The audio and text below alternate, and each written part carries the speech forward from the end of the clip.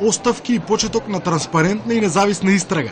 Ова се западните политички стандарди според кои треба да почне се решава политичката криза во Македонија, порачува германската амбасадорка Кристине Алтхаузер.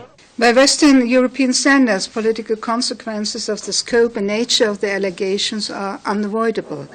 To be as clear as my US colleague last week, political consequences mean, for instance, resignations as a precondition to get the necessary, transparent and impartial investigation started. Алтхаузер вели дека тоа што владата не презема ништо и не ги третира сериозно тешките обвинувања кон владени функционери е иритирачки за неја како германски амбасадор, но и за сите западни наблюдувачи на политичката сцена во Македонија.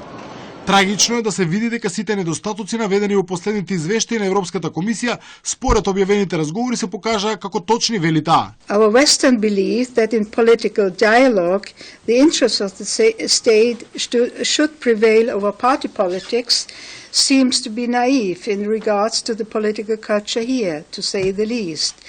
Overemployment in state institutions, often staffed with loyal party followers rather than competent administrators, unequal treatment of individuals and certain institutions before the courts, which are fundamental building blocks of a functioning democracy, as well as political interference in the media, in particular in the public broadcaster, have not only led to the current crisis, but have even more made each and every Macedonian citizen and taxpayer a victim of clientelistic and partisan behavior of state institutions.